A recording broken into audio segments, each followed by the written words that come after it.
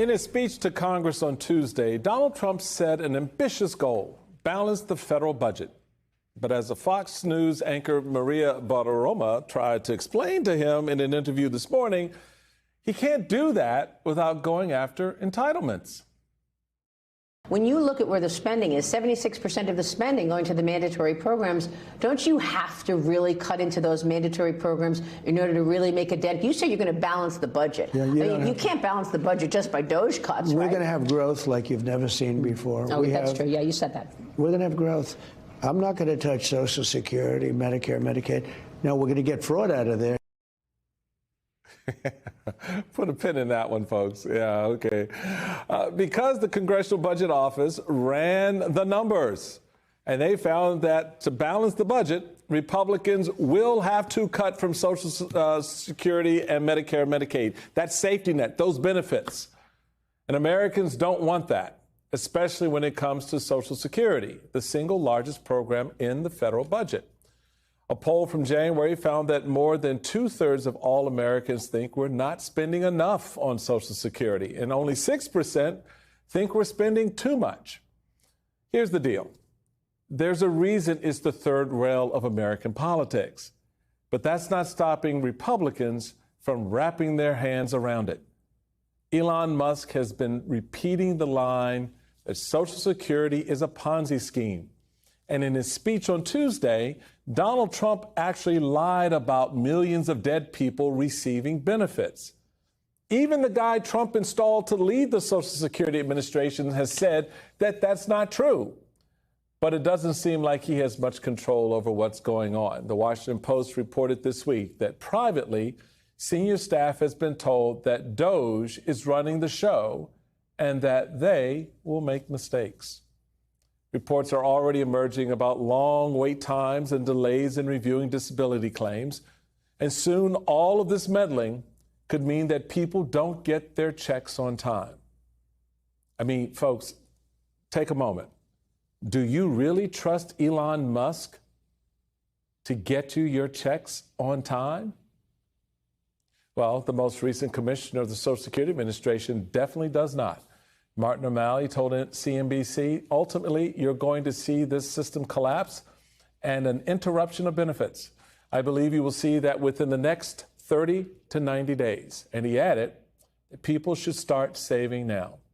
Joining me now is Martin O'Malley. He served as the commissioner of the Social Security Administration under President Biden. Before that, he was governor of the great state of Maryland. It's great to have you at the table, Governor.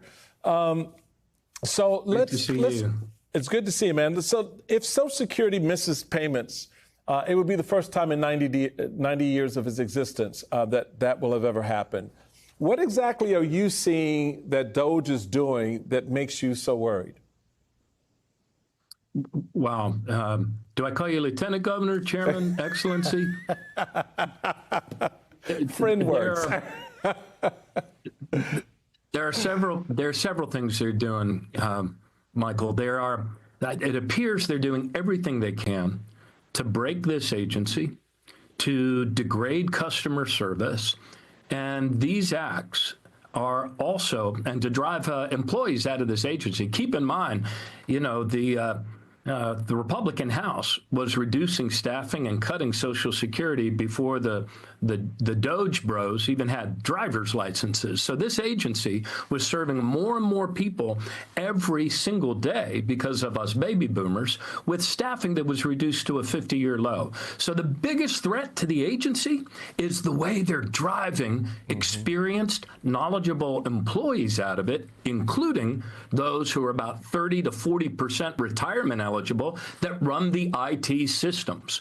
So what we're going to see is more and more intermittent shutdowns of, you know, the processing apps, and also, you know, yesterday for a time, the portal that allows people to check their MySSA account went down. You're going to see more of that for longer durations. You're already seeing the wait times, the lines, all going again in the wrong direction after they were made to go in the right and more timely direction by the end of last year. They're all going in the wrong direction. And then you're going to see all of those things having a cascading effect, because just because that base of the IT IT system, that old COBOL system is old, doesn't mean that it doesn't have to be maintained. And the people that know how to maintain it, get this, are being paid for an entire year if they will leave now and not let the door hit their backside on the way out. That's the waste. I see that, as sort of the linchpin to a lot of this. It is not about the functionality of the system. It is about a clearing of the decks. We want these people out. If this system collapses, certainly that's going to be a devastating thing. How then do you get things up and running again? I mean, at some point, when your cousin, your aunt, your mom, your dad, yourself don't get that check that you need to cover your expenses, whether it's health care, whether it's other things you may use your Social Security payments for, what do people do? And how do you get the system back online? 40% of seniors living alone over the age of 65, Michael, depend entirely on Social Security. Yeah. It's the difference between living under a bridge, living in poverty, or living with dignity. I suspect just like after they fired the people that knew the nuclear codes, they're going to realize that they fired some really talented, experienced IT people that understand how to get these systems back up and running again, especially if, as I believe they are, if they drive this to a system collapse and an interruption of benefits within the next 90 days. Whether those people are willing to come back, how quickly they come back, or how long those benefit interruptions last is anybody's guess. Because just because these are some of the only folks in the country that understand the architecture of that system, and of course what I learned was it's not just about knowing how to write COBOL code, it's understanding the architecture and all of the apps and customer service IT systems that sit on top of it. So these are talented people. They not only know COBOL and the architecture of Social Security and how to make sure everybody keeps getting their check on time, they also have options in the private sector to go to other places. So they're creating a mess. It's a mess of their own making. Our fellow Marylander, Barbara Mikulski, texted me and said they're trying to break it so they can privatize it. Yeah. I think they're trying to break it so they can loot it. They want what's in that Social Security trust fund for some reason. And they now have these kids in T-shirts mucking around up there, going through people's personal data, plugging into systems that they can't even read and understand themselves, which is why they concluded that there was some zombie apocalypse with tens of millions of people walking around with checks spewing out of their cadaverous pockets. It's a real mess up there. And the guy running it only ran an office of about 5 people before, but he's doing whatever they ask of him.